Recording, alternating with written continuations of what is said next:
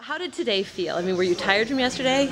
Yeah, I wasn't 100% coming into today. The first lap, I tried to just feel it out and see where I was, and then hit a groove and just keep going. But the wall kicked in a little earlier today.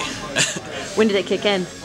I'd say about miles 17 or so. I started to feel like the original goal of trying to hit the record here of 2:37 wasn't going to happen. So then it was like, okay, let's try to get under 2:40 and keep setting new goals. And yeah, I definitely slowed down a lot after that.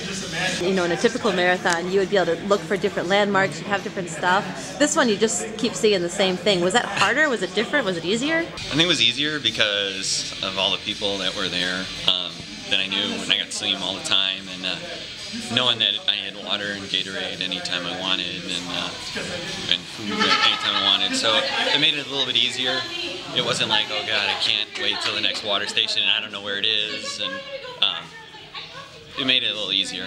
You mentioned yesterday your dad was calling out splits. How'd that work with your dad, calling out splits, and how'd that help you? It just kept my mind on where I needed to be as far as pace and in the race. And it was nice to know that I had a little bit of a cushion of lead, so if something did happen, if I had to slow down, I could. I didn't want to, but just nice having all that information that you don't normally have out on the roads. What was your strategy leading into today? Get out, get a lead, and hang on. But how did you prepare for this event? I did a lot of Saturday, Sunday, double long runs and double workout runs. We have a very tight indoor track at the high school that I teach at, so I practiced the monotony. And I was fortunate enough to have a kid that I coached come back from college and train with her for 4 or 5 weeks, and everything she does is as fast as possible. So she kept me on my toes, and that it was great training for this week.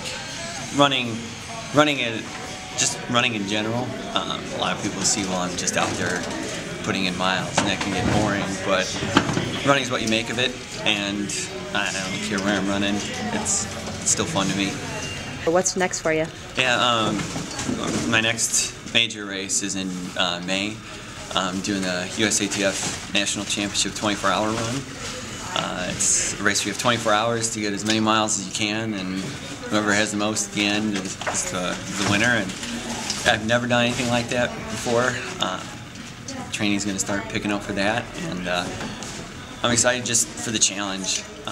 This year, my goal is just to challenge myself and do things like this, where I'm running a half marathon and the marathon back to back, and doing an ultra, and just challenge myself, find something new.